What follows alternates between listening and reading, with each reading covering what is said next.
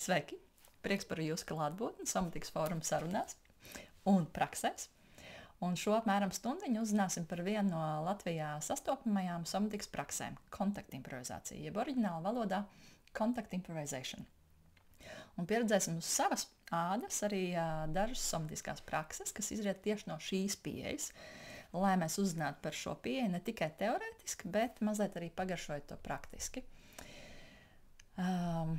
Un sāksim mēs ar mazu praksīti jau uzreiz, pirms jūs uzzināsiet, kas ir viņa.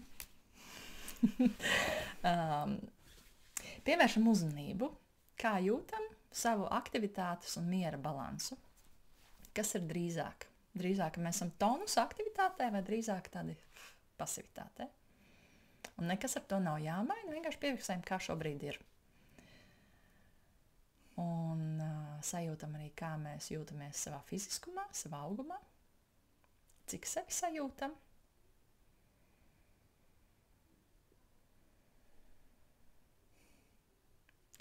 Kā izjūtam savu prātu, kā drīzāk pilnu vai drīzāk atvērtu.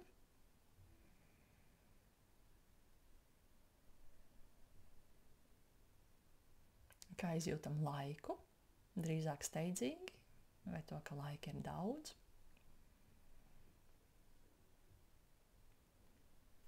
Kā šobrīd ir. Un šajā sarunā tiekos es, Ines Upe, somatiskā psihoterapeite un somatikas eksperte, un arī kontaktimprovizācijas pasniedzēja un ieviesēja Latvijā, neprofesionāļu koreogrāfu kopienā. Un es tiekos ar Anci Vesingi. Čau! Ar kontaktimprovizācijas pasniedzēju un kontaktimprovizācijas Latvijas kopienas organizatoru. Šī saruna būs mazliet citādāk nekā pārējās. Pirmkārt, mēs esam vienā telpā abas divas, nekā parasti. Un šoreiz arī es neintervēju praktiķi par otra sarunu biedra pārstāvēto to specifisko somatisko praksi, bet notika sarunas starp divām praktiķēm, kas dara vienu praksi. Šajā gadījumā kontaktimprovizācija. Jā. Sveika, Anci! Nu, sveiki, Ines! Sveiki, Ines! Un jautājums ir, kā tu formulētu, kas ir kontaktimprovizācija? Ai, nu es visu laiku ar to kontaktimprovizāciju nodarbojos, bet... Visu laiku tas ir cik ilgi? Ai. Kopš kura gada? Apmēram. Nu, teikšu 10 gadi. Labi. Šur vai tur. Pietiekam daudz, ne? Šur vai tur. Un man cilvēki jautā, man vienmēr ir problēmas formulēt, un tā man nav viens gatavs formulējums. Es varētu teikt, ka tā ir tā kā dēja, kas rodās no kontakta, un kontakts, kas rodās no dējas, bet tā ir pat nav obligāti jābūt dējai, tas to var nosaukt par kustību. Bet principā es parasti paņemu saruna biedra roku, nu palūdzu viņu, ja? Pielieku kontaktpunktu un saku, un tas kontaktpunkts var virzīties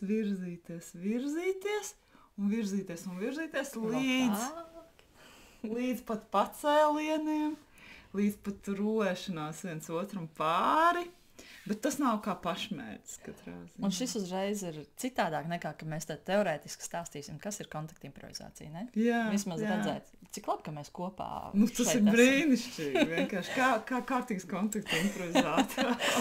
Jā. Un kā tu formulētu? Kas Nu, ir? es jau tā teorētiski biju sagatavojusies. Pastāst arī teoriju, ka tad... Nu viens ir tas, ka tā nāk no laikmetīgās dejas, tas dejiskums, tā daļa, un savukārt no aikido puses nāk tā plūstamīga kontaktā, šis te variants. Un tā aikido cīņa ir likta maliņā, un vairāk tas viss vēršās uz to, ka ir tāda dejiska, pat rotaļīga saspēle. Un saspēlē viskaistākajā momentā, kas ir tagadne. Un lai mēs varētu nokļūt tai tagadnē tā kvalitatīvi, lai mēs varētu vispār improvizēt, mums ir nepieciešams ieklausīties sevi, un tad mēs varam ieklausīties kvalitatīvi otrā. Tāds konteksts, ka labāk vairs nevar būt īstenībā. Tā kā tur sanāk rotaļīgums un atbildīgums vienlaikus. Jā, kontrola un nekontrola arī, cik interesanti tas Jā, ir. jā, kā tur balansēt visu laiku ar to. Jā. Pastāst, kā parasti notiek kontaktimprovizācijas nodarbības? Viens ir tas, ka viņas var būt kā nodarbības, viņas var būt kā meistarklases. Un, piemēram, nodarbība, piemēram, stundu, pusotru, varbūt 2 stundas gara. Tad ir meistarklases, kuras var būt pusdienu garas, 1, 2 dienas, piemēram, nedēļas nogales garumā, kā es savulaik pasniedzu viņus. Tad kontakta improvizācija var apgūt arī saucamajos džemos, kas ir kā džem sesijas, līdzīgi kā mūzikā. Tas arī improvizējot. Jā. Un tieši tādās arī mūzikas džemos mūziķi sanāk kopā un improvizē uz vietas, nezinot, kas mums sanāks. Līdzīgi arī kontakta improvizācijā mēs sanākam kopā un mēs improvizējam kopā. Jā, mēs to dažreiz pat saucam par tādu kontaktu improvizācijas disenīti, kur visi dejo. Bet tur jābūt arī kādam pamatiņam, tā. Un pamatiņš ir īstenībā ļoti minimāls. Un patiesībā ir cilvēki, kas man jautājuši, vai man jābūt dejas pieredzē, lai es varētu dejot kontaktu improvizāciju. Un es esmu arī šad tad pieminējis, ka cilvēki ar dejas pieredzi, patiesībā viņiem nav vieglāk uzsākt kontaktu improvizāciju dejot. Jā, jo viņi uz saviem paterniem jau iemācītajiem bieži vien, un tad viņus atmācīties ir pat ļoti grūti. Es patiesībā esmu bijusi turpatās arī, kad ne tāda īsta dejotājs un tās mākslas vingrotājs pieredze, kad visas tās nostēptās rokas viņas nedara. Ir jāatmācās no tā, ko mēs esam mācījušies, un jāiemācās no jauna. Patiesībā jāiemācās no jauna tādas organiskas kustības, Bet, atgriežoties pie tā, kā notiek nodarbība, un viņas var būt ļoti dažādas. Citiem vārdiem, pasaulē prakse ir tāda, ka kontakta improvizācija var apgūt nākot uz nodarbībām, uz klasēm, uz meistarklasēm, un tikpat labi var apgūt kontakta improvizāciju nākot kaut vai tikai un vienīgi uz džemiem, kur it kā neviens neko nemāca, bet mēs vērojot, klātesot tam, kā citi dejo, uzdrošinoties pašiem dejot, mēs praktiski iemācāmies dejot kontaktu improvizāciju. Nodarbības notiek fiziskā kontaktā, kā jau Mans jau minēja, vienam ar otru, bieži vien divatā, arī trio, arī lielākā grupā, bet ierasti ir solo darbs, jo lai mēs varētu nonākt kontaktā ar otru, mums ir nepieciešams nonākt no sākuma kontaktā šeit. Varbūt mēs jau esam nonākuši, tas jau būtu tas skaistais, perfektais tā situācija, bet bieži vien mēs tādi no dzīves atskrienam uz deju zāli, un tad no sākuma ir jāpabūs šeit, jāsajūt šeit, jāsajūt tagadne savs augums, lai mēs varētu tā tiešām tagadnē momentā ar visu savu uzmanību būt arī uz otru. Jā, jo es jau daudzus gadus dejoju, es nevaru bez iesildīšanās. Man ir kārtīgi jāieiet tajā visā, un tikai tad es varu pieskarties kādam citam, lai tas nebūtu stūrēni. Jo tu tur aizēji tāds dzīves apdaudzīts, tur vienkārši un daudzi pārējos, ka tu esi tāds mīksts un sevī, tad ir cits kontakts, uzreiz cita kvalitāte.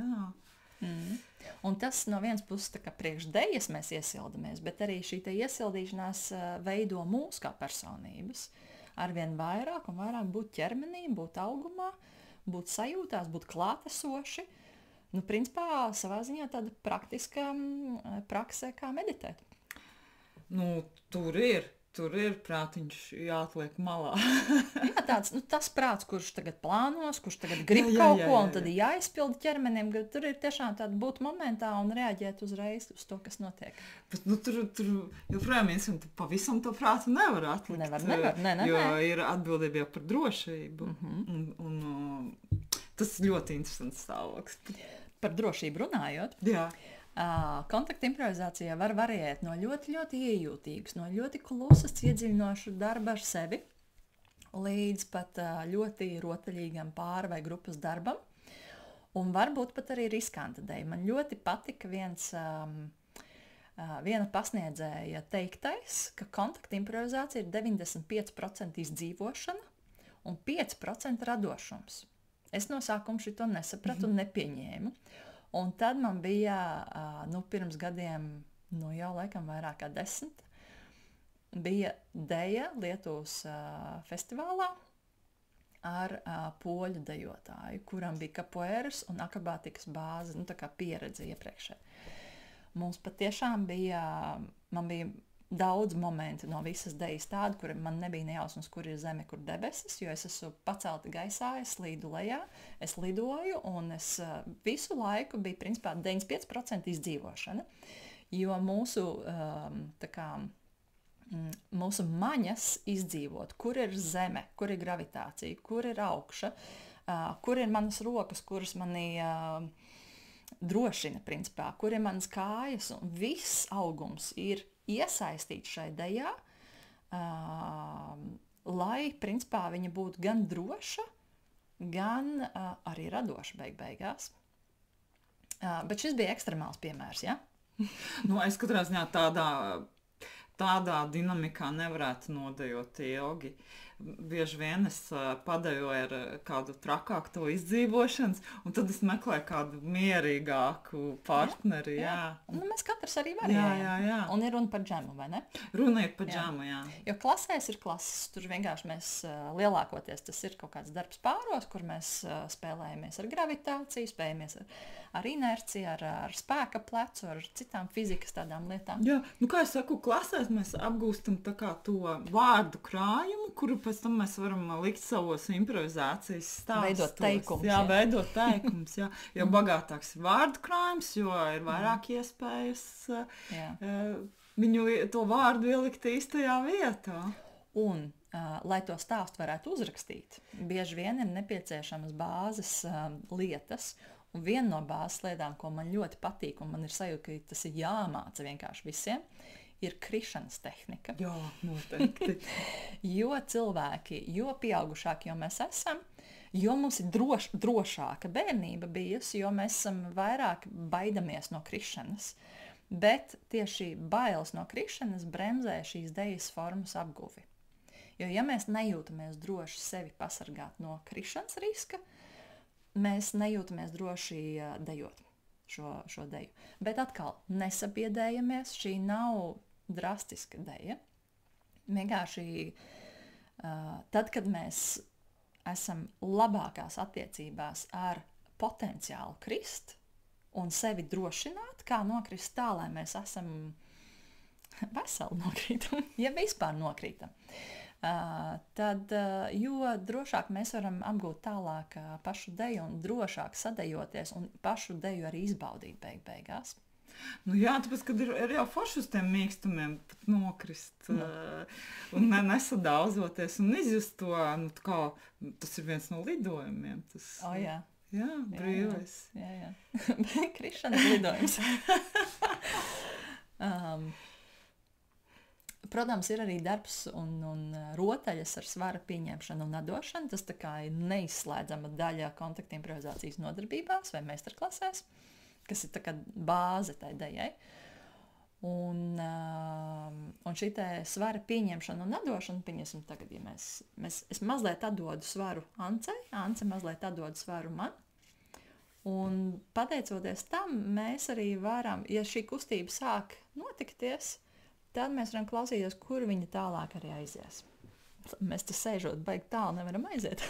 Jā, principā tas varētu aiziet līdz tam, ka es atdodu tev visu savu svaru pacēlienā. Piemēram, Ances centrs ir kaut kur šeit, piemēram. Jā. Bet tādā ziņā, ka šo te svara pieņemšanas atdošanas rotaļa tagad ne, tā veido to dejas brīvi improvizēto plūsmu. Visu laiku esot fiziskā kontaktā, visu laiku saspēlējoties ar tiem zemes spēkiem, ar to minēto gravitāciju, minēto inerci, spēka plecu lielākoties. Prakse. Lai nav tā, ka mēs te runājam visu laiku. Labi, praktizējam. Šo var darīt sēdus, var darīt stāvus.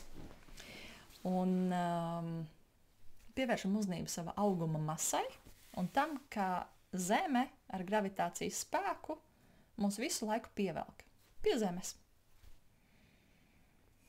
Vienkārši pievēršam uzmanību, ka tas notiek visu laiku. Pievēršam uzmanību, ka jā, šis fakts notiek. Un ļaujamies tai gravitācijai. Atlaižam augumu tonus, sagumstam, nekrītam vēl. Ja? Paliekam stāvus vai sēdus, bet tā kā ļaujamies tai gravitācijai. Un pievēršam uzmanību gravitācijas pretspēkam. Viņi visu laiku sadarbojās. Tas ir centrbēdzes spēks. Zeme visu laiku rotē, un viņa met arī prom no sava centra.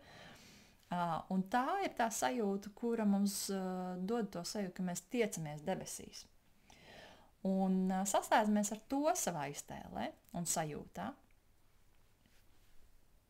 Kādam iztēlē tas var notikt, kādam drīzāk sajūtā. Un tad mazliet paspēlējamies, vairāk saslēdzamies ar gravitācijas spēku, sajūtam, kā mēs viņu pieredzam, ko mēs no tā gūstam. Kādam tas palīdz savu fiziskumu sajust, kādam savu svaru labākajā nozīmē. Stāvus patiesībā šī prakse vēl foršāk pieredzam. Kāds šo te saslēgšanos ar gravitāciju var sajust kā tādu stabilitātes un mierīgumu izjūtu, kādam vēl citādāk. Un tad saslēdzamies ar centrbēdzi, šo te tiekšanos augšup. Un kā pieredzam šo, ko no tās mēs gūstam?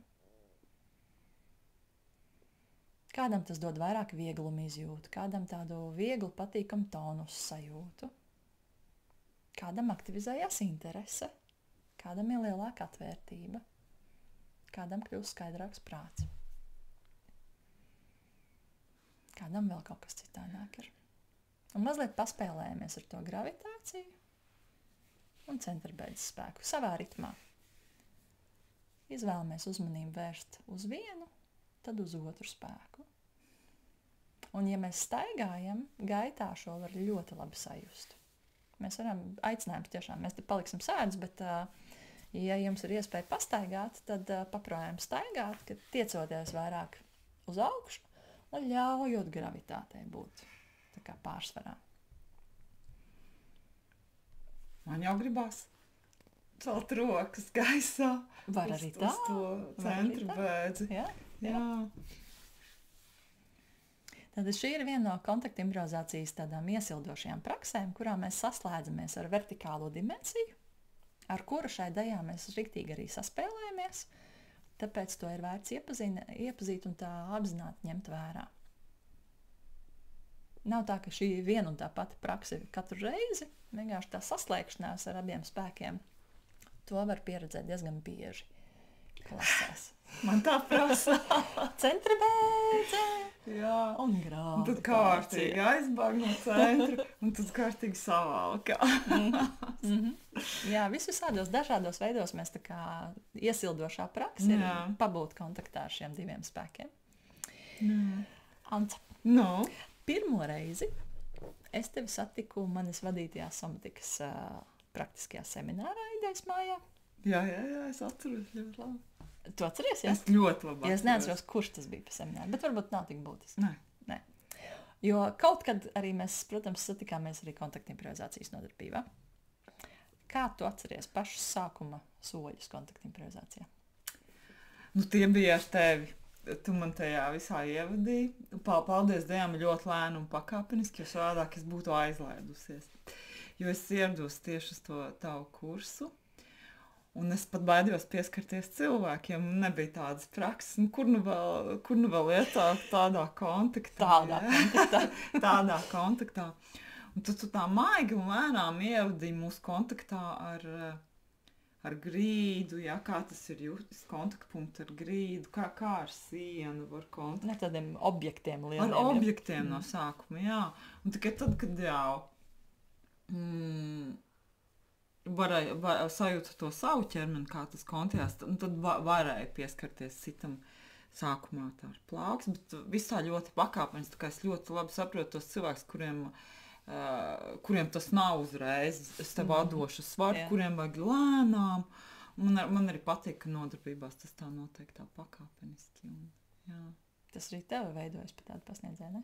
Jā, un tiešām es zinu, kā tas ir neko nezināt un neko nevarēt. Un vēl baidīties pieskarties Un otram. baidīties pieskarties Un atnākt uz kontaktu improvizācijas nodarbību. Jā. Jā, ir tāds bāzes, un gribās sevi izaicināt, un ir tā interese tik liela, jo tur jau apakšā jau ļoti liela jauda. Tā kā tā. Un kā sākās tavs ceļš? Mans ceļš sākās ar ievadu. Tā kā improvizācija bez kontakta. Kaut kā vairākus gadus es gan to darīju, gan arī pasniedzu. Un tad viena meitene atbrauca no Berlīnas un teica, Inese, Berlīnē dari to pašu, bet kontaktā. Un man jau bija tā stadija ar improvizāciju, ka es jūtu, ka jā, man ļoti patīk, bet man gribās kaut ko jau vēl. Un tā kā jau tāds briedums bišķiņ bija. Un es šito gribu. Un tad vienkārši parādījās uzreiz informācija, un uzreiz jau bija aicinājums no Viļņas kontaktu improvizācijas mini-festivāla, kurš bija pirmo reizi tika organizēts. Un mani uzrunāja ar domu, ka vai es varētu pasniegt. Es saku, jā, bet tikai ne kontaktu, jo es nemāku. Es māku improvizāciju pasniegt. Tā es arī sāku ar Viļņas mini-festivālu. Viņš vēl notiek, un mēs tur katru gadu braucam. Un šogad Inese kā reizi atkal pasniedzēja pēc ilgāka laika. Jā, tā kā decembra sākumā. Jā, decembra sākums. Ja jūs šo skatāties 25. gadā, ja? Jā, ja jūs skatāties 25. gadā. Jā.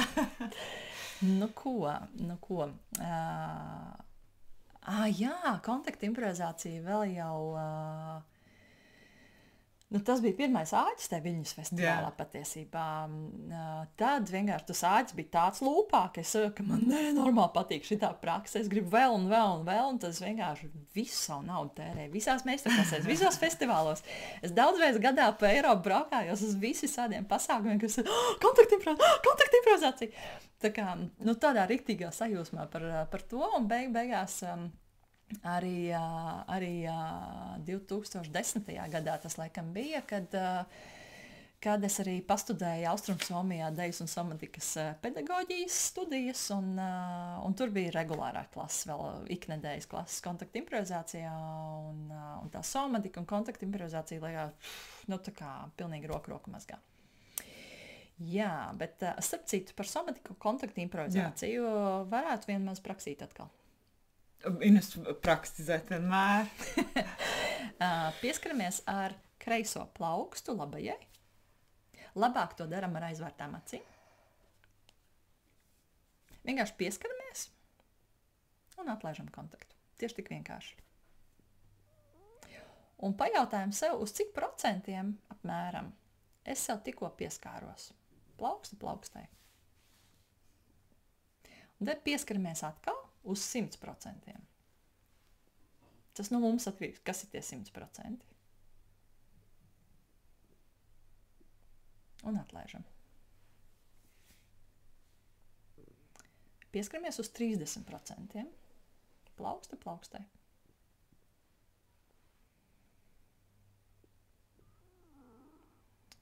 Un atkal atlaižam. Un tad pieskaramies plaukstai uz 5%.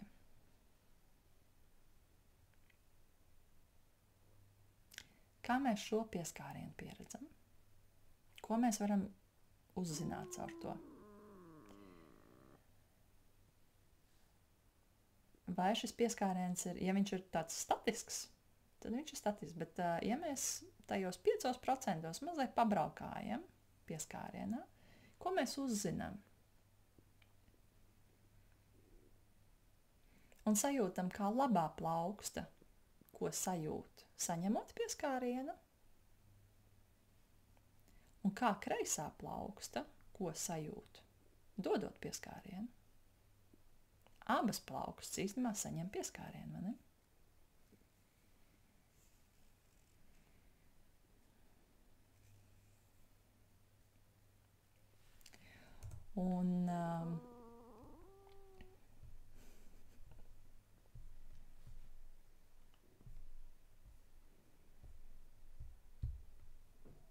Un Un sajūtam arī, varam pat nolikt rokas nost, lai viņas ir tur, kur ir brīvi, kur ir ērti. Sajūtam, kā mēs pieredzam vienu plaukstu, kā mēs pieredzam otru plaukstu. Kas tur ir pa sajūtām? Ļoti iespējams, ka viņas ir dažādas.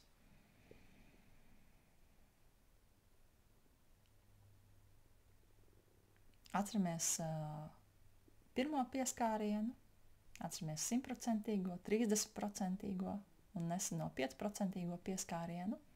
Sajūtam, kāda atšķirība bija pieredzē starp 3 šādiem pieskārieniem. Varbūt pat izmēģinam vēlreiz īsi. Varbūt ar labo plaukstu pieskaroties kreisajai. 100% pieskārienu, un jau mēs zinām, ko tur varētu sajust. Pievēršam uzmanību. Mēs varam sajust gan pieskārienus starp plaukstām, bet arī kā iespringst elkonis, kā iespringst plecs, kā iespringst spranda, tā kā mēs tādu 100% dodam.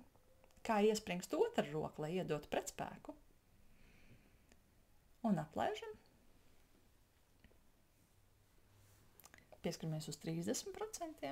Mēs tā ļoti fiksi skrienam cauri, lai ir vairāk tā prakses sajūta, bet es domāju, ka klasē mēs to darītu ilgāk. Tādu uz 30% tas pats uzdevums un sajūtam, kā elkonis, kā plecs, kā spranda jūtās. Ko mūsu elpa dara, tad, kad mums ir šāds pieskāriens. No 30% aizējām līdz 100%. Atgriežamies uz 30%. Un atlaižam kontaktu. Mazliet iedodam laiku sajust. Un tad aicinājums būs pieskarties 5%, tā knapi, maigi. Sajust, ko mēs varam sataustīt, ko mēs varam uzzināt caur šo pieskārienu.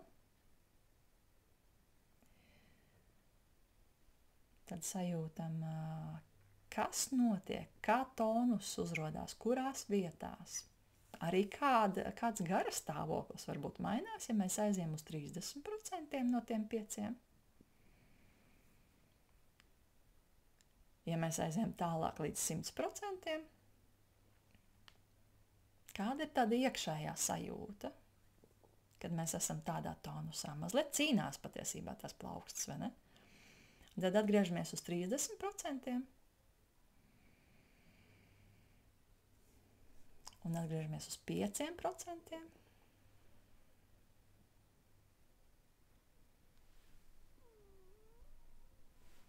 Un atlaižam plaukstas. Un paliekam ar aizvērtām acīm. Un vienkārši apceram uz mazu brītiņu, kāda ir atšķirība pieredzē starp 3 šādiem pieskārieniem.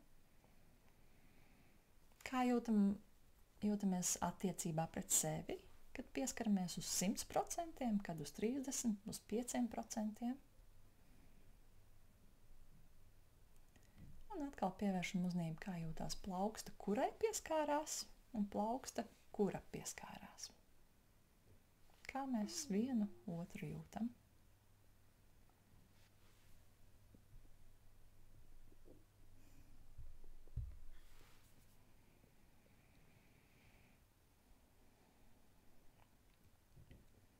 Ance, kāpēc kontakta improvizācija būtu jāapgūst? Ko viņi dod? Es vispirms gribēju par tavu praksi pateikt, un tad es tev atbildēšu par šo. Bet tik interesanti, cik daudz informācijas, un vēl iedomājies, ka tu to visu dari ar partneri, un cik forši, ka to var salēlināt.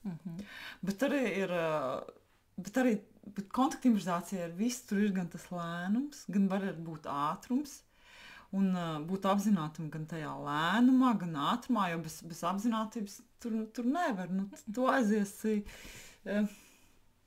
nekurienē. Nekurienē, vai nu tas būs ļoti prāta konstruēta deja, kas principā kaut kādā brīdī apniks, vai nu patiesībā var arī būt riskanti. Jā.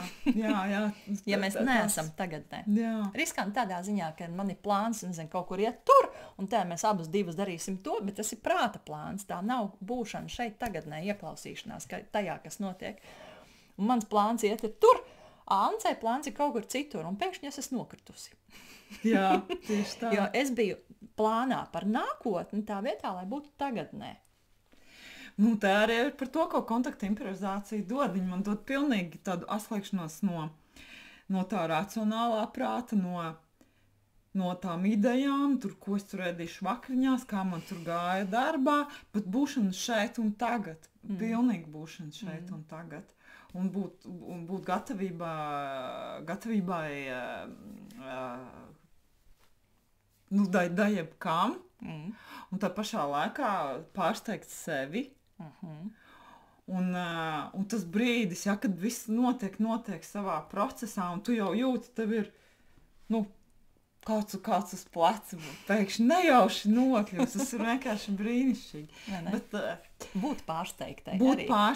Jā, bet tas nav obligāti kādam jābūt uz pleca. Tas var notikt mazos soļos. Un vēl man tā dod visu to labo ķīmiju, kas rodās no prieka, no rotaļīguma, no pārsteigumiem, no fiziskuma. No kontakta ar citu cilvēku, no socializēšanās, tur visi tie oksitocīni, dopamīni, serotonīni, visi hormoni tur izstrādās, jo ir tā, ka tu aizēji uz kontakta improvizācijas pasākumu, un visa grupa atnāk tāda sašļukus, teiksim, pēc darba dienas. Stundiņas, 2, un visi iet projām laimīgi, kur tā enerģija ir radusies. Viens otram mēs sastrādājuši esam. Bet tā ir arī fiziska izkustēšanās. Jā, tieši tā. Un pēc tam izkustēšanās nevis, man, piemēram, es nevaru iet uz zāli, darīt vienu to pašu, bet tad, kad mums ir katru brīdi nezināmais un katru brīdi ir iespēja pārsteigumam, man liekas, ka tādiem cilvēkiem arī nodara kontakta improvizācija. Jā. Laimē un atslēgšanās. Jā, un laikam man tā laime ir tiešām no tās rotaļas. Jā. Jo tādu tiešām tur mēs pieauguši cilvēki varam tā rīktīgi atgriezties bērnā. Jā. Kurš var kūleņot, viņš var ritentiņus taisīt, viņš var principā ākstīties un arī būt ļoti, ļoti mega nopietns un būt tajā mirklī un tādā klusā pieskārienā. Un tā variācija, kā būt, ir plaša. Jā. Bet varbūt par vēsturi, kas tā, no kurienes kontakta improvizācija nāk, kā viņa ir radusies. Jā, kur tās saknes? Kur ir saknes, jā. Viņai saknes ir Amerikā. Ap 72. gadu, 1972. gadu, viņa radās kā tāds eksperiments, kuri jaunieši, studenti ar laikmetīgās dejas, ar aikido pieredzi un ne tikai dažādām kustību pieredzēm sanāca kopā un pētīja attiecības ar zemes spēkiem. Tieši tik vienkārši. Patiešām pētīja praktiski gravitāciju, to pašu atkal jau inerci, to pašu spēka plecu. Un vēsturiski tā atzītie vecāki ir Steve's Paxtons un Nancy Stark-Smita, kas šo dejas formu pētīja un patiešām attīstīja pat zinātniskā dejas zinātnē formā visu savu mūžu. Un diezgan nesen ir kā jau tai saulē dejo. Un ar kontakta improvizāciju tā, ka viņai ir brīva forma, un tas tiešām politiski ir nolēmuši kontakta improvizācijas radītāji, ne tikai tie 2 cilvēki, bet vairāk, ka viņai nekad nebūšot tēma zīmīte, principiāli nebūšot, jo tā viņi noteikuši, lai šī prakse attīstās savā organiskajā veidā, bez policistiem, kas var noteikt, kas ir vai kas nav kontakta improvizācija. Jā, un dažādas pieejas arī no tā radušās, un dažādi tam var piet, un tas ir interesanti, un paldies liels viņiem, ka viņi to ir izdarījuši, veikuši, un mums dāvinājuši. Un ko tu ieteiktu sākt, ja cilvēks vēl šo praksi apgūt? Ar ko tu ieteiktu sākt? Man patīk tādu stabilu ceļu veidošana, tādu stabilas bāzes veidošana. Tāpēc man personīgi, ja es personīgi atbildu, tad es sāktu ar meistarklasi, ar darbnīcu vai kaut kādām secīgām klasēm.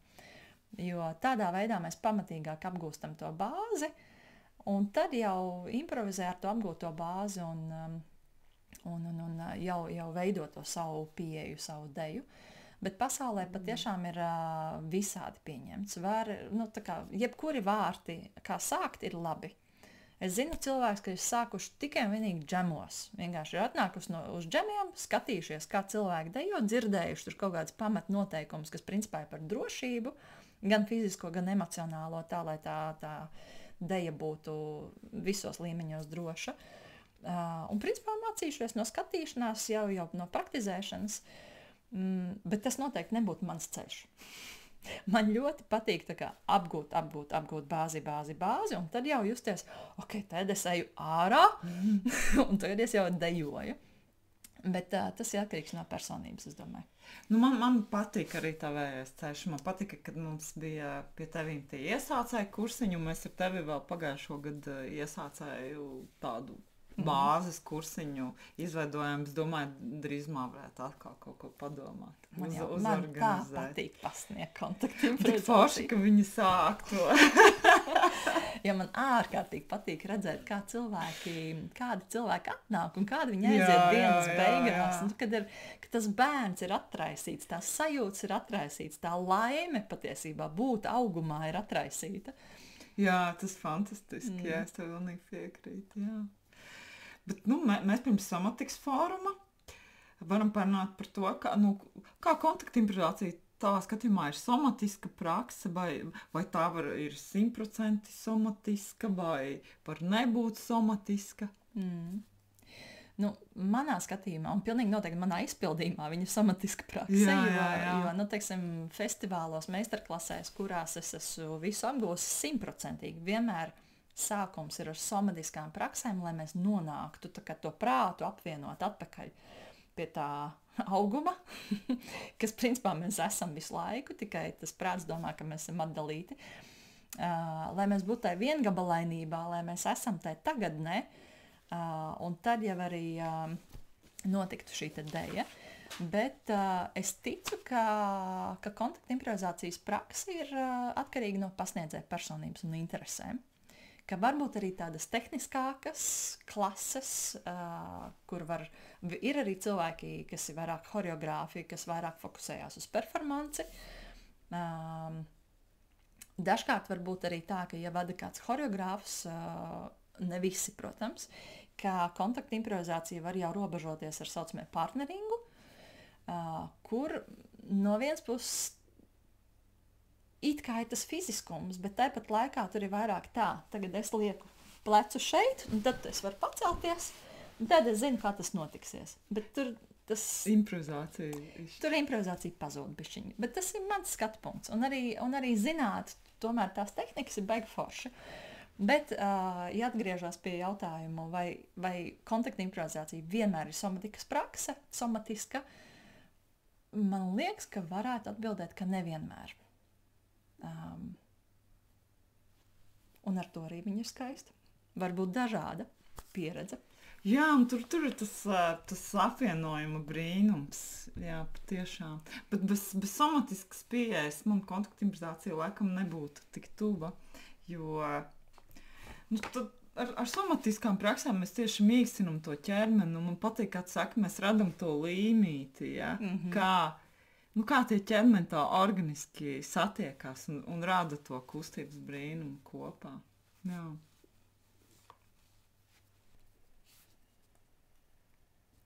Kā notiek kontaktimprovizācijas maģija? Kas mainās cilvēkā, kad atsāk viņš just sevi augumā? Jeb citiem vārdiem, kad sāk just savu ķermeni. Tas tā kā ir tas ierastais teikums. Jā. Bet principā jau mēs jūtam savu augumu visu laiku. Vienkārši tā, ka mēs tiešām esam viengabalainībā un tieši caur kontaktimprovizāciju, kas tad īsti notiek šajā procesā? Kas ar cilvēku notiek šajā procesā? Viņš mīkstinās. Tā ir mana pirmā doma. Visjaukākajā veidā, jā? Tā kā tas mīkstinās no tā softness, jā? Jā. Es zinu, kā vīrietis šito dzirdēs, un viņš kļūst mīkstāks. Nē, mīkstinās... gan smadzenes. Jā. Elastība kā tāda. Jā. Gan fiziskā, gan emocionālā. Jā, jā, tad zināms vieglums ienāk. Jā. man ļoti patika kaut kad sen viens pētījums, kur tika pētīti zīdītāji, kuriem, man liekas, tie bija kucēni, kuriem atņem iespēju rotaļāties. Un tad, kad tas notiek, viņi ar laiku kļūst nomākti, jeb mūsdienu valodā saucam depresīvi. Un tiklīdz kā kucēniem bija iespēja, kaut mazākā iespēja atsākt rotaļas, viņi to naski izmantoja. Tas pētījums, viņa tas secinājums bija, ka mēs esam zīdītāji un mums rotaļāšanās ir mūsu vajadzība. Un kontakta improvizācija ir vienkārši viena no praksēm, kur mēs varam atgūt šo te bērnības prieku kustēties un rotaļāties. Pilnīgi noteikti. Tā kā principā depresijas, zāles pret depresiju tiem, kuriem der kontakta improvizāciju, nāciet. Noteikti.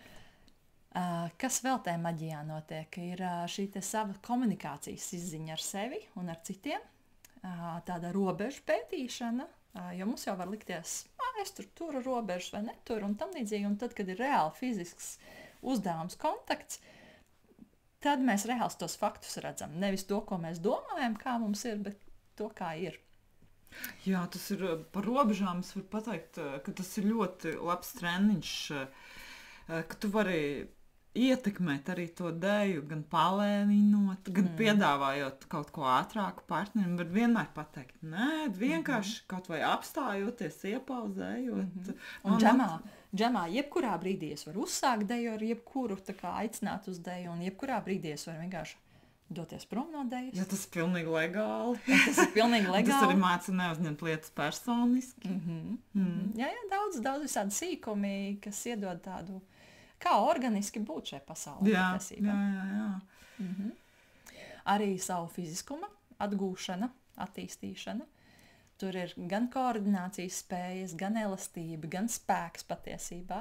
Arī tāda sava auguma izziņa, kur mums ir centrs, kāpēc tas centrs ir būtisks. Kā es, sievietīt, 1,65 m, ar 60 kilogramiņiem, kā es varu pacelt pareizi izmantojot zemes spēkus un pareizi izmantojot konkrētās vietas ķermenī, kā es varu pacelt, ne uz rokām, bet uz sevis, uz krustiem, piemēram, uz pleca, kā es varu pacelt arī lielu vīrieti patiesībā. Jā, tas tā kā praktiskās fizikas stundas. Jā, un ja jūs to neredzat nevienu, ja mēs tikai runājam, tad liekas, kas tas tāds, par ko viņas vispār runā? Bet paskatāmies kādus kontakta improvizācijas video. Tur nav runa par to, ka jābūt spēcīgam. Ir runa par to, ka jābūt organiski, ķermeniski gudram, lai zinātu, kā šī te pacelšanas praksē var notikties. Jā, un tas momentums, jā, kad tu sajūt, kad ir kurā brīdī? Kad mēs esam viegli. Jā. Un tiešām esmu cēlusi vīriešus uz pleca turējus. Es atceros pat tiešām ovācijas tāds. Tad, kad es Māri cēlu, kurš ir tur 1,80 m kaut kas. Jā. Un es vienkārši viņu pacēlu te uz astes, tā sakot, jā, un cilvēki tiešām skatās, šitā mazā sieviete, to vīrieti pacēla, un viņi neizskatās, ka viņas vīstu šobrīd, un pat tiešām es nesvīstu. To var. Tas ir reāli. Bet atkal mēs te runājam, un ja kāds no jums klausās, skatās uz mums, vienkārši teorētiski runājot, var neticēt. Tiešām silti iesaku paskatāmies kādu video. Viņi gan ir ļoti dažādi. Var iekarst tādus video skatoties un var nobīties. Bet, paskatāmies vairākus. Bet tā ir atkal pa tām robežām. Tu vari necelt nevienu. Jā. Un arī neļaut sevi uzcelt tomēr. Jā. Negribu. Un arī, tas, ko tu tikko teici, principā tas rada to treniņu, saprast, ko es šobrīd gribu un ko es negribu. Ļoti, jā. Tā, lai nav tā, ka, labi, un tad pēc tam salauzt aizējam mājās. Jā. Vēl, kas notiek, kas tajā maģijā notiek, kontakta improvizācijā, arī savu fiziskumu attīstīšana. Un man ļoti patīk tos pieminēt vienu stāstu, konkrēti par Gunti, kuram toreiz bija pār 50 gadiem, kas bija saistībā ar traumu prevenciju, teiksim tā, saistībā ar to fiziskumu attīstīšanu. Viņš bija nācis uz šīm 3 secīgajām meistarklasēm. Tas sanāk 3 nedēļas nogals un 6 dienas ir darīts. Tā kā paši pamati ir apgūti. Un te viņš sajūsmā vienkārši man kaut kādā nākamā klasē atnāca un teica, klausies, Inese, es biju snovot, es reāli, man bija tāds kritiens, bet kritiens bija nevis badāts, bet kritiens, kurš pārtupa par kūleni, un es atkal atgriezos uz kājām. Cilvēks, kuriem pāri 50 gadiem, kurš pirms tam atnāca un tad diezgan pastīvs bija. Un, viņš bija sajūsmā, un es esmu vēl joprojām sajūsmā. Tas stāsts ir jau 11 gadus vecs patiesībā. Par to, ka no stīva un saspringta cilvēka, nav runa tikai par Gunti, ka mēs kļūstam sajūtīgi paši sevi ar apkārtējo pasauli, un šis te liekais saspringums var pazust, jo mēs vairāk uzticamies ķermenim, kurš patiesībā zina, kā nokrist un zina, kā atgriezties kājās. Jā, man kontaktimprovisācija ļoti palīdzēs tik cauri slidenām ietver. Un, starp citu, man ir bijis tā, ka es vairākus gadus esmu atkāpusies no kontaktimprovisācijas, nepasniedzu, nedejoju pati, un es piefiksēju, ka tās dažas ziemas man bija nepatīkams pārsteigums, ka es saspringstu, man ir bail nokrist uz slidenām ielām. Kas tas tāds? Man vajag atgriezties uz kontaktimprovizācijas nodarbībām. Jā. Vēl kaut kas no maģijas, kas notiek. Tātad mēs pieminējām rotaļāšanos, komunikāciju, robežas, fiziskumu atgūšanu, attīstīšanu. Un... tas ir pats būtiskākais, viens no maniem būtiskākajiem. Kontakts ar cilvēkiem, tāds patiess, cilvēcīgs kontakts. Kontakts, kad tu negādi neko, bet tur kaut kas notiek, un viņš ir dziļi cilvēcisks. Tiešām dziļi cilvēcisks. Un tiešām tā, ka bērni atnāk, bērni tā pa īstam rotaļājās. Un tad tie pieaugušie, kas atnāk uz kontaktimprovizāciju, viņi arī aiziet līdz tam bērnam iekšējam, kurš pa īstam rotaļājās. Jā. Bet tur ir tāds tā kā apvienojums tā bērnu tomēr ar tādu atbildīgo pieaugušo, jo viens no zelta likumiem kontaktimprovizācijā, un kas arī ļoti labi dzīvē, ir, kad katrs atbild par sevi. Es atbildu par savu drošību, un es zinu, ka tu atbildi par tavu drošību. Jā. Mēs esam paši par sevi atbildīgi. Jā. Un man tā patika, ka tu nesen pieminēji, tā, ka mēs gatavojamies tādā somatikas fórumam, visi tie neredzamie darbi tiek darīti somatikas fórumam un pilsētas retrītiem pēc tam.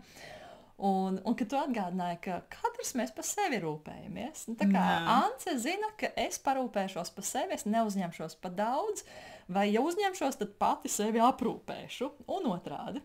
Jā. Tas vēl papildus, tas tā kā ieķermenisko, kāds ir tas vārds? Iemieso. Iemieso to, reālajā dzīvē. Un vēl socializēšanās notiek emocionāli drošā vidē. Tas, protams, tik ļoti fiziskā dejā ir ārkārtīgi būtiski, jo, principā, kontaktimprovizācijā ir tāds kā ētikas rāmis, ka, piemēram, katrs ir atbildīgs par šo te drošību un veselību, katrs par savējo. Līdz to es zinu, ka Ants parūpēsies par sevi. Un, lai ko es darītu, ja viņa neiet projām, nesaka stop, nesaka au vai kaut ko tam līdzīgi, tas nozīmē, ka viņai viss ir kārtībā ar to. Tas nozīmē, es esmu droši, brīvi, varu darīt to, kas man nāk šobrīd prātā, ieturoties ētikas rāmjos. Un viens no ētikas rāmjiem arī ir tik ļoti fiziskā kontaktā esot, ir arī tas, ka šī deja nav par uzmākšanos. Tas nav tā, ka, tagad es te...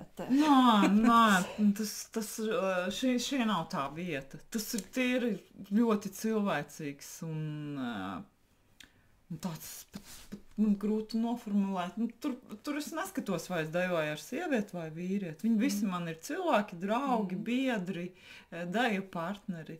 Man tas nav izšķirošais, kāds viņam dzimums. Es vienīgi zinu, ka vīrietis varētu būt tāds ašāks un mazliet. Varbūt. Var arī nebūt. Jā. Nu tā.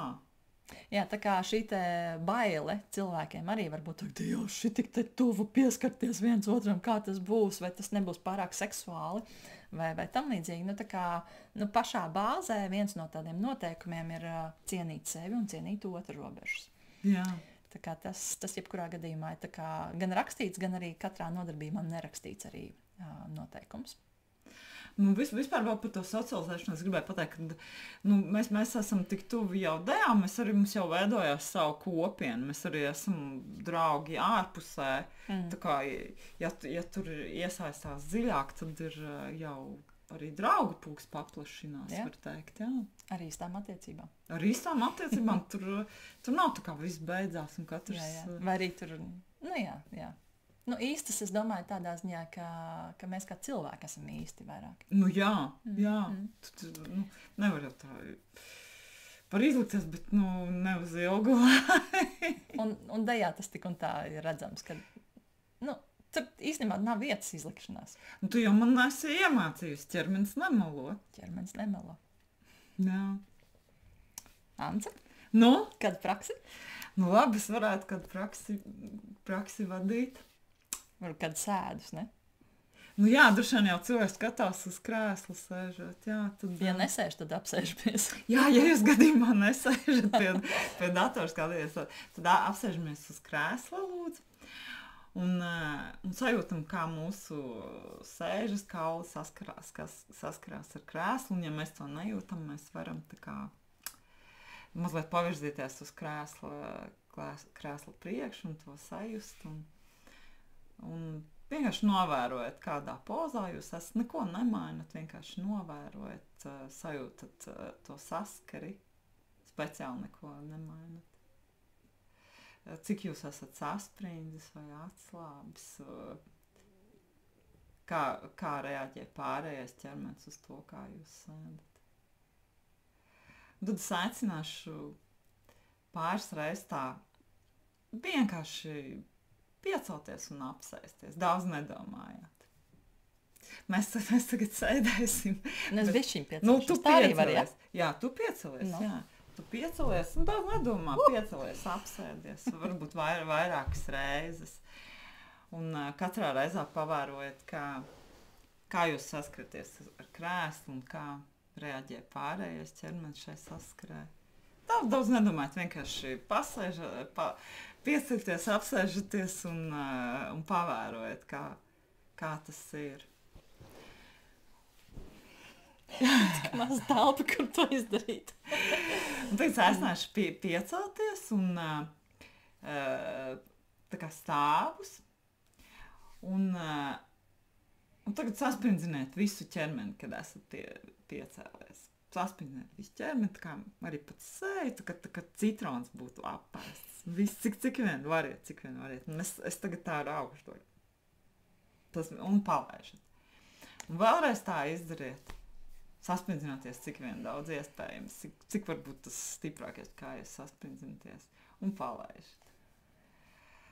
Jāpoja dziļāk, paliekat vēl stāvus pozīcijā. Un tā nedaudz pašūpoties no vienas puses uz otru. Pārojot, kā tagad jūtās ķermenis, ka tas ir bijis sasprindzis un ka tas ir atlaidies. Un pievēršat uzmanību savai elpai, joprojām turpinot šūpoties. Un mazliet iedibiniet savu fantāziju un iedomājieties, ka jūs ieelpojat sevī tādu līgana, plūstoša medus sajūtu. Varat pat iedomāties tā smāžu, kā tas plūst. Tāds līgans un ieplūst jūsu ķermenī. Un ķermenis sāk kustēties. Kā medus. Kā medus, tajā medus kvalitātē. Tā neko daudz, vienkārši pašūpoties uz vienu pusi, uz otru. Tagad tāds medus. Un tagad ieelpojat to medus kvalitāti vēlreiz tā kārtīgi. Un tā lēnām piesēžaties ar šo kvalitāti. Un kādas tagad ir sajūtas? Kā jūs saskaraties ar krēslu, kā jūs atdodat krēslam svaru, varbūt piecelieties un apsēžaties vairāk kārt tieši šajā kvalitātē. Kas ir izmainījies? Varbūt, ka nekas, bet un kā reaģē pārējais ķermenis, kā tas reaģē salīdzinot ar to, kā jūs iepriekš sēdāties? Vai tas ir kļuvis plašāks? Vai varbūt tieši otrādi? Kāda sajūta ir atdodot svaru krēslam? Kāda jums pašsajūta? Vai jūs esat kļuvis vieglāks vai tieši otrādi smagāks? Vai saskara ar krēslu ir mīkstāka vai tikpat cieta, kā bija?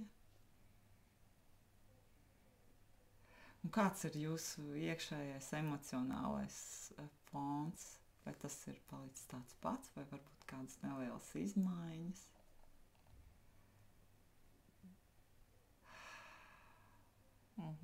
Ieelpojiet un izelpojiet vēl šo medu, jūs varat to saglabāt. Tāda svaiga piesta līgana medus sajūta. Jā. Kā es jutos? Kā tu jūties? Tagad jūtos vēl joprojām. Jā. Tad tas medus, tā kvalitāte tādu maigumu iedeva, tādu elastību, un patiesībā tas maigums un elastība iedeva arī, un tā medus, tas tēls arī iedeva tādu tā kā mieriņu lielāku. Man liekas, man balss arī bišķi izmainījās. Es jau dzirdu tādu medainu. Ņem. Jā. Jā. Tā.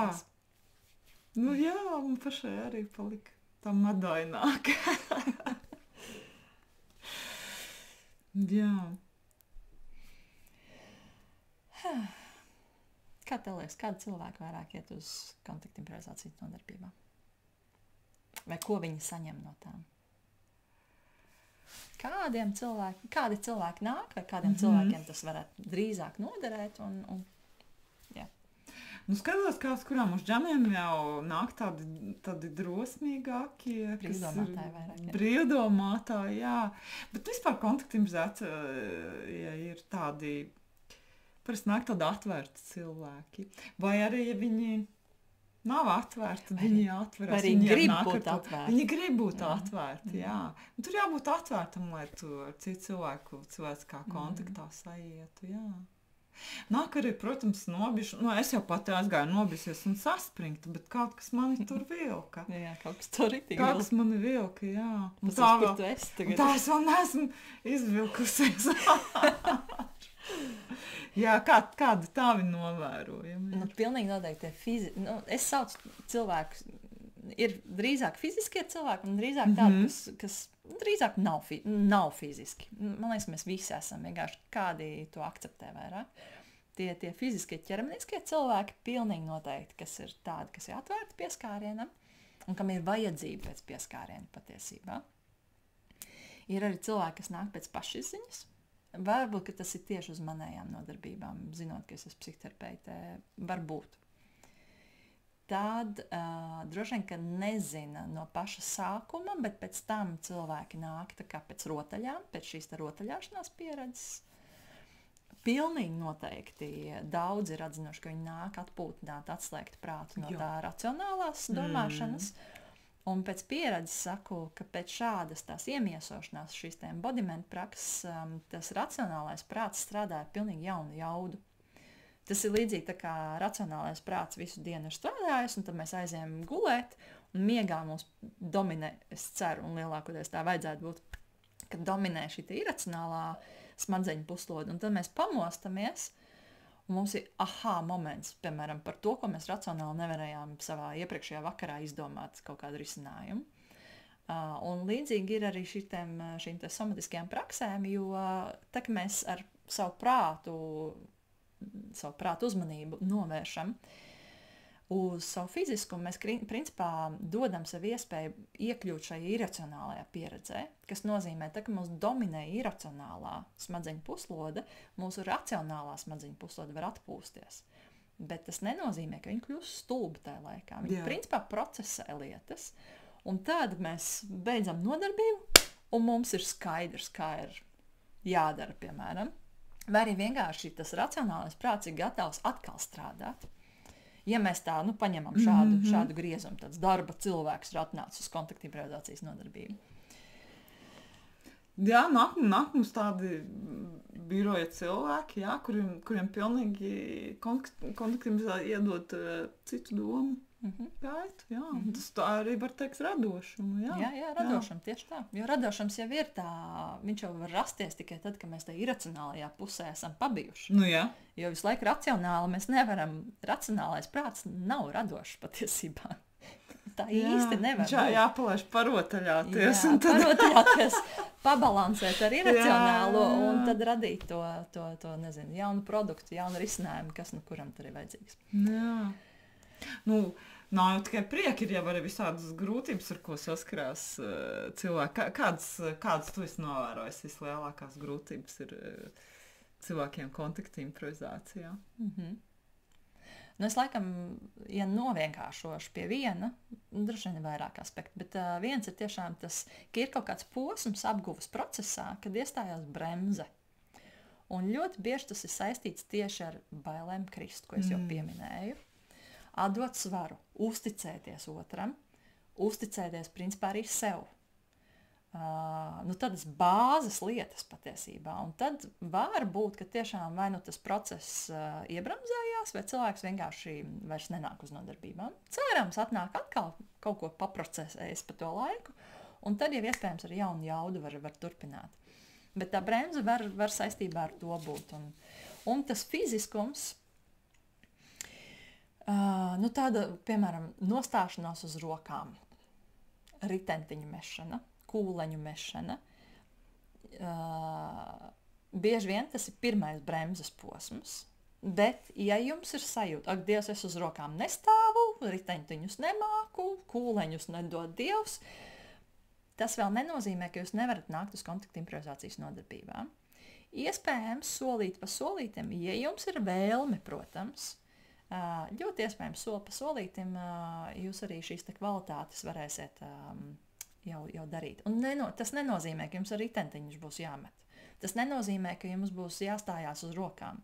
Bet, tā kā mēs improvizējam, dažkārt mēs arī otrādi nokļūstam. Un, citiem vārdiem, es atgriezīšos pie tā, ko sarunas sākumā es minēju, jo drošāk, jo vairāk mēs ķermeniski spējam, piemēram, tie paši nostāšanās uz rokām vai nav bailes būt ar galvu lejā, jo plašāk līdz ar to ir tā vārdnīca, kā mēs varam dejot šo deju. Es vēl gribēju padalīties par grūtībām, kurām es pat esmu gājusi cauri. Viena milzīga lieta ir salīdzināšana. Bet es saku, kontaktu improvizācija man māca arī to, kas man dzīvē ir lemts mācīties. Jā. Praktiski. Ārpats visi tā tik super dejo, ko tu des tur tāda maziņa, neko nemāku. Kontaktu improvizācija ir dažādi līmeņi, tu katrā līmenī var kaut ko atrast. Vai tas pasniedzējs tik labi dejo, viņam jau droši vien ar maniem ir garlaicīgi dejot. Kārtīgs un labs un patiešām profesionāls pasniedzējs atradīs kaifu dejojot ar jebkuru. Starp citu, man ir mazais stāstīns. Man liekas, ka tas bija tas 7. gads, kad es vispār tikko novembrī iepazinos, kas ir kontaktu improvizācija tajā Viļņas minifestivālā, un jau decembra beigās braucu jaunogadu svinēt kontaktu improvizācijas stilā uz Zviedriju. Un tur vēl nezinot, vienkārši atbraucu un uzreiz pirmais džems. Un es ar vienu, ar otru, ar trešo dejoju, un ar to vienu es wow, cik es labi dejoju. Un tad nākamā dienā uzzināju, ka tas bija pasniedzējs. Jo vienkārši tas pasniedzējs tik labi juta visu, ko un kā, un man uzradās tā sajūta, ka es spēju kontaktu improvizāciju dejot, ka man tik labi sanāk, ka tā ieklausīšanās ir tāda bāze. Jā. Un iedrošinājums, protams. Un tad vēl nākšā grūtība, ko es gribu pieminēt, ir gaidas, kad jau cilvēks ir nedaudz samācījies to tehniku. Tad liekas, ja es tā tur izdarītu, tad noteikti tad es gaidu, ka tas cilvēks izdarīs tā. Nē, cilvēki, tā ir improvizācija. Jā, tā ir Tieši tas improvizācija. interesantākais ir, ka tas cilvēks neizdara tā, kā tu esi plānojis. Tas ir tas Kurš arī atgriež tajā tagadnē patiesībā. Jā. Jo tagad es kaut ko plānoju, tas nozīmē, es vairs neesmu tagadnē. Jā. Ar šo konkrēto cilvēku. Savā ziņā tā kā bezmazliet necienu to cilvēku. Tā kā es domāju, es viņu izmantošu, lai tagad notiktu tas, ko es esmu nodomājusi. Es tad jau tā dramatizēju. Nē, vajag pateikt. Tas, protams, ir netik dramatiski. Nav tik dramatiski. Bet lai izveidojās asociācijas. Jā. Nu tā. Kā tu redzi auguma apzināšanos? To saucamo anglisko vārdu, kas man liekas, viņš ir visprecīzākais. Embodiment ir cilvēki, kas ir latviskojuši to ieķermeņiskošanos. Kā tu redzi auguma apzināšanās nozīmi tuvākā un tālākā nākotnē? Es to redzu kā, es varētu pat teikt kā zāles, lai kā tas neizklausītos. Tas ir veids, kā sevi saudzīgi un efektīvi izdziedināt, jo mūsu ķermenis joprojām, viņam ir tā iekšējā gudrība. Un ja mēs tai dodam laiku un vietu un iemiesojam tās jaunās pieredzes, mēs dziedinamies gan nervu sistēmai dodot konkrētus signālus, gan atslābinot ir modernāti pa blokiem, bet tie ir tie ķermeņa saspringumi, kur iekšā glabājās iespējams veca informācija, kaut kādas strāvas vai tam līdzīgi. Tā dziedināšanās, kas notiek tādā fiziski, emocionāli drošā vidē. Jā. Vai es aizēju fiziski, emocionāli drošā vidē uz psihoterapiju, vai es atnāku uz kontaktu improvizācijas nodarbību. Protams, viņas nav baigi salīdzināmas, bet kaut kas tur ir arī līdzīgs. Tā emocionāli, fiziski drošā vide, kur es varu provēt, varbūt pat kļūdīties. Jā, tiešām kļūdīties to, ko tu pieminēji. Kļūdīties ir forši. Tas ir atkal radošuma avots. Iespēja. Un kā mums bija tas teiciens, tāds jau iegājies pirms gadiem 10 vairāk, ka kļūda nav, ir tikai iespēju momenti. Jā, un tur tieši to kontaktimizāciju, kā tu saki, embodē. Iemieso, jā. Un atkal, ja mēs vairāk no tādas skatu punkta, ka jo mēs vairāk uztveram sevi kā darba mašīnu, algas nopelnīšanai, strādājot lielākoties ierobežotās pozās, mentālu darbu, jo vairāk tam nepieciešams balanss. Un tas balanss ir šī atgriešanās pie savu fiziskumu. Tā ir tā iemiesošanās, kas atgriež tādu sulīgu pasaules uztveri. Iespējams atgriež šo te ieinteresētību, atgriež radošumu. Un, protams, šo te rotaļīgumu.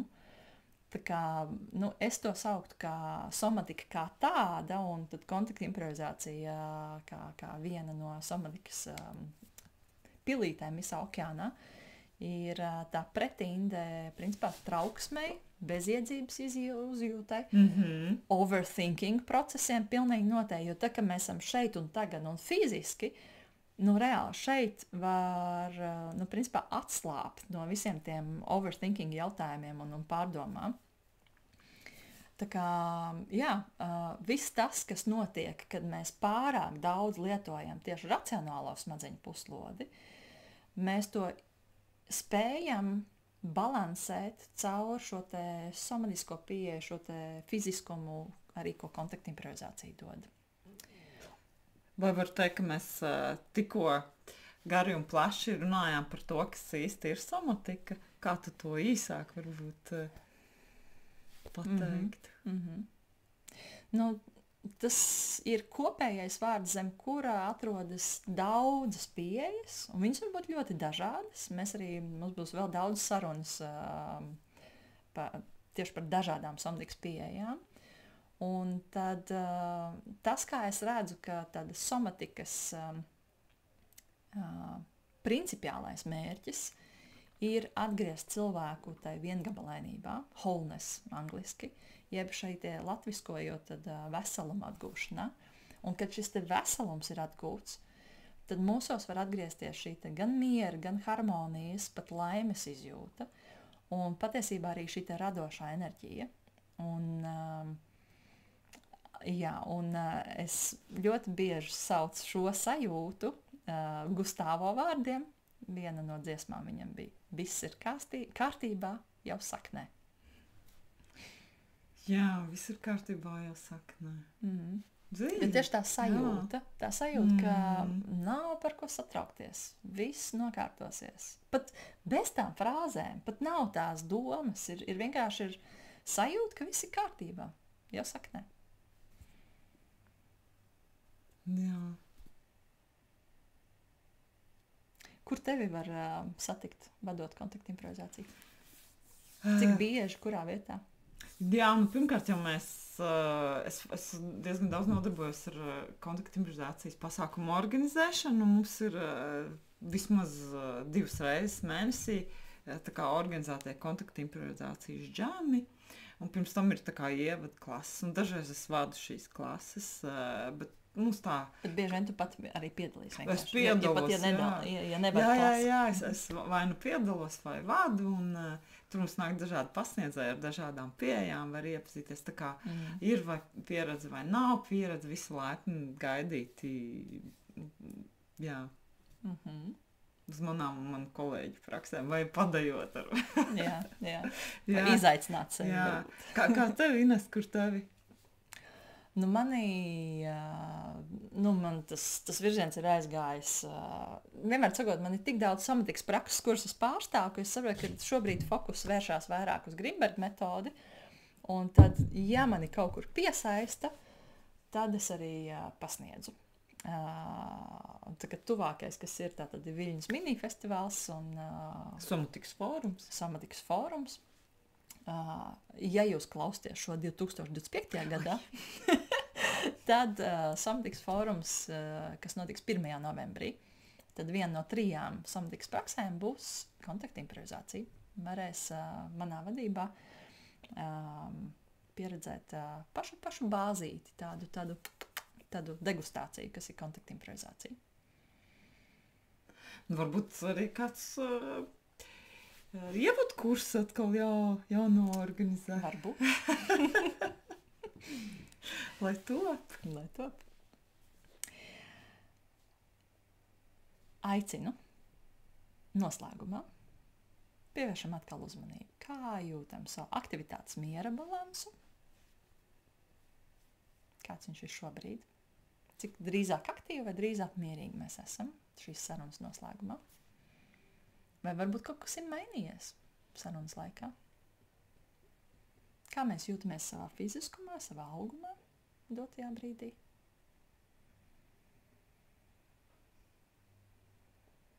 Kā izjūtam savu prātu? Kā drīzāk pilnu vai drīzāk atvērtu?